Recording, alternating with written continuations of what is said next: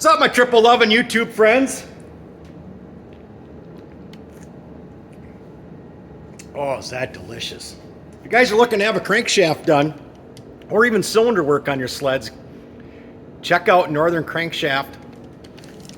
They know what they're doing up there. Just get a hold of Eric up there, Thief River Falls, Minnesota. Great people, absolutely great people. Done a ton of work on our engines for us, crankshafts, cylinders, all that good stuff. So porting, really, really good guys. So it's Wednesday, the day before Thanksgiving. The last video I asked everybody, give me a guess of when the startup of Jason's gonna happen. Boy, you all put a lot of pressure on me when you said the first week in December. I mean, I'm ambitious, and I want to hear it run too, but I don't know if I can meet that goal. Probably closer to the end of December would be my guess, but appreciate all the guests. I love the comments. As much as you guys enjoy watching the videos, I enjoy reading your comments just as much. So that's why I really appreciate when you guys comment, because I love reading them. Absolutely love reading them. And the other question I asked, I think it was 2 videos ago maybe. Yeah, 2 videos ago I believe it was. Or maybe it was in the last one. It was in the last one, I think. Oh, whatever. First year production of the Polaris Big Boss. One person was right on it.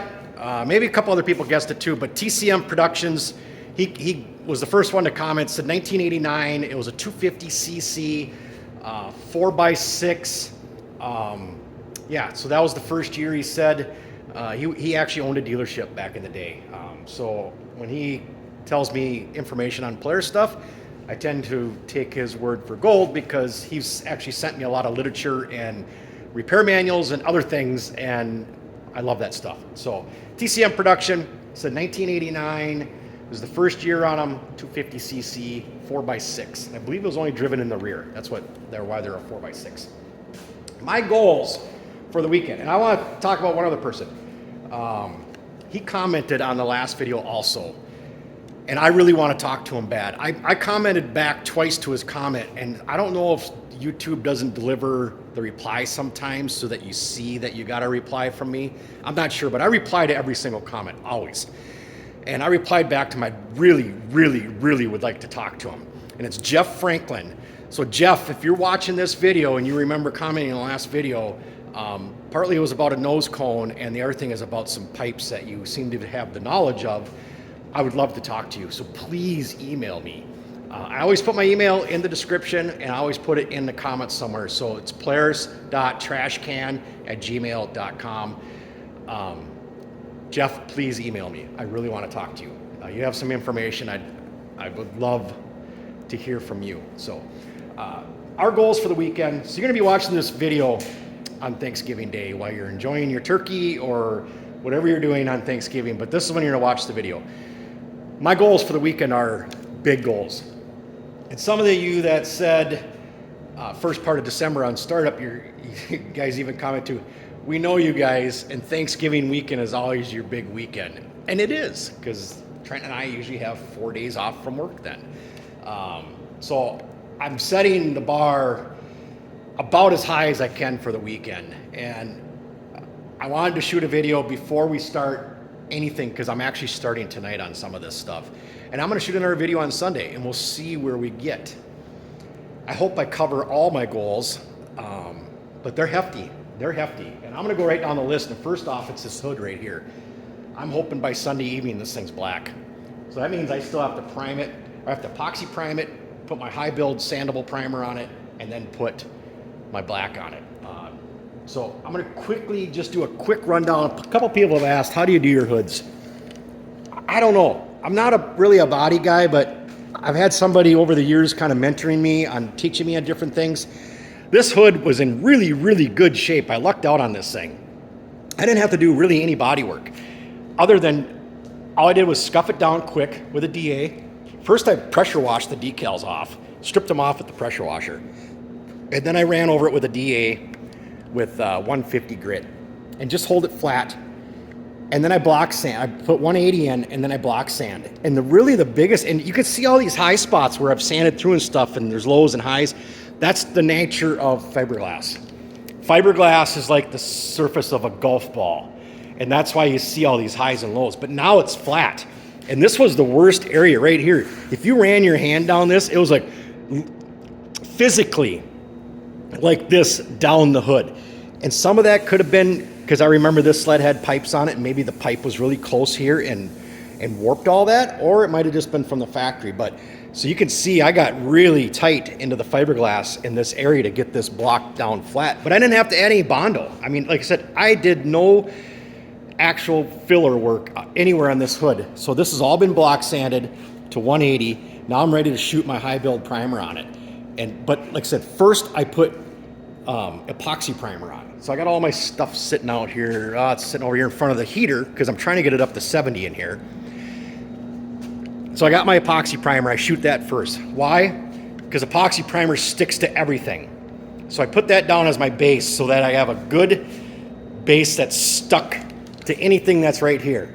And then I shoot my high build primer on. I got my 2K high build primer sitting here. I'll shoot 2-3 coats, heavy wet coats on there. And then I'll start block sanding.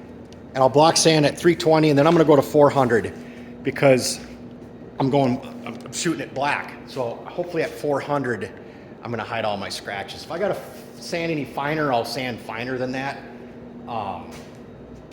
But I'm hoping 400 does it. Otherwise, I can keep going up. I have plenty of different grits paper here. But I know on a lot of the other colors, you can usually stop at 400 and you're good. On my hot rod, I actually wet sanded that thing. I wet sanded up to 800 grit on that thing before I painted it. So, I mean, I went super fine on that one and wet sanded the primer to get the body that smooth. But I'm not going that crazy on this thing. So anyways, that's where I'm at on that. Like I said, I'm not a body guy. You could take anything I say to however you want. But hopefully on Sunday, we're all looking around this thing and it's black and it's looking gorgeous and beautiful and yeah, whatnot. Like I said, I'll determine what grit I end up stopping at just because, like I said, I'm shooting it black. So like I said, I might end up in that 600-800 range too on this. I'm not 100% sure yet. So it's all about how the scratches look. And you can wipe it down with wax and grease remover. And if you see scratches in the primer, it's going to show through your paint. So that's what you're kind of looking for. But hopefully that's done. The next thing is here, this. The main goal here is we're going to flip it over, put the front heat exchanger in that is not in it right now, get the wire harness in, get all the water hoses in, get the track in, chain case in, buttoned up. I'm going to build the engine. I'm actually building that engine tomorrow morning. So Thanksgiving morning, I'm gonna come out in the shop at like 4 o'clock in the morning and I'm building that engine. And hopefully we'll actually have the belly pan on and I'm going to paint the gauge pod, get the gauges in. And something else, when I talked about we had to send some parts back to the powder coater because we changed our mind on a couple things. And this is one of them right here. And comment down below and let us know if we've made the right decision here. But when Trent and I mocked up the engine the first time, we noticed that with the water manifold on with the heads, it just looked too orange on top of the engine. So we dug another water manifold out of the engine room and we had them powder coated black. So we're thinking doing black on here instead. That way it's just the orange heads and then the water manifold that goes onto the cylinders, which are not sitting on the engine, but on the front water manifold, we had that manifold Thermochrome then. So race coatings in Wyoming, did all of our powder coating, that got Thermochrome then. Our exhaust manifold Thermochrome now.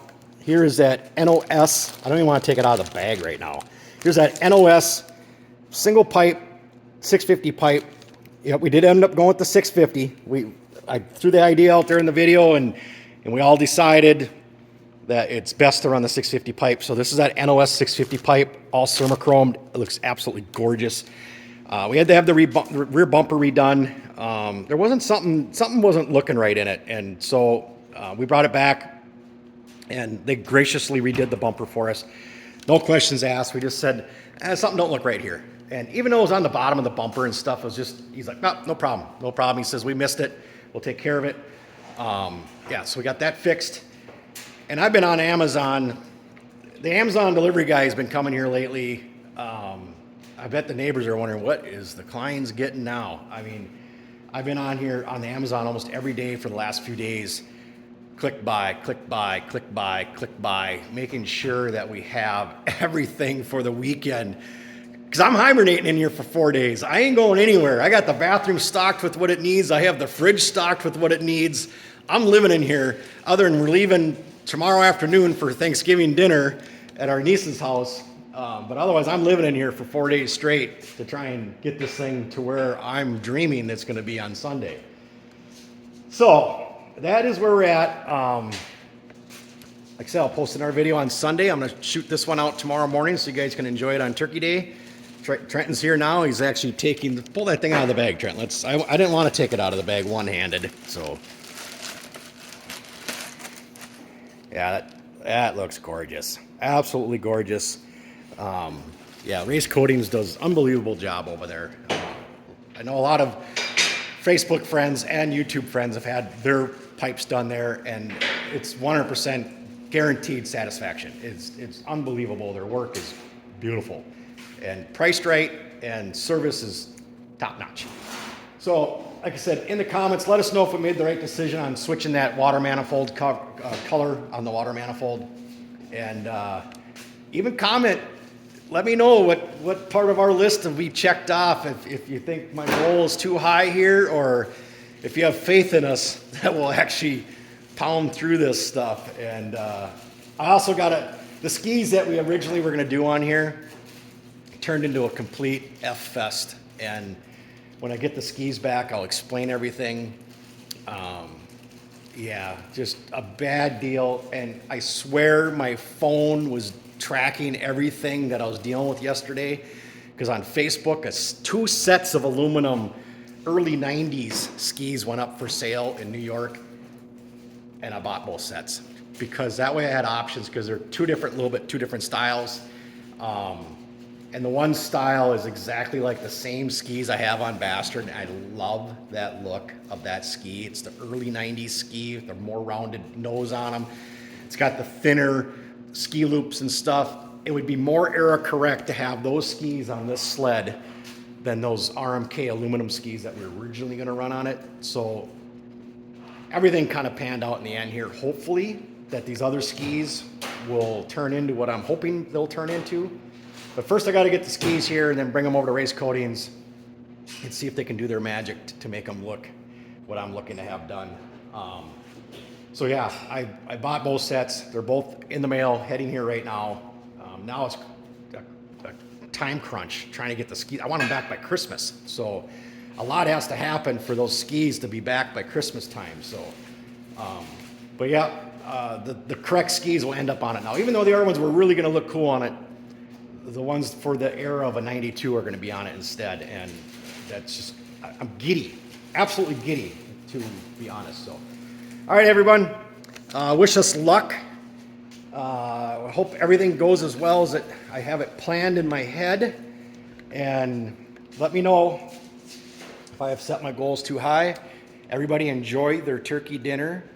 And I have a lot to be thankful, and I hope everybody else does too. Cheers.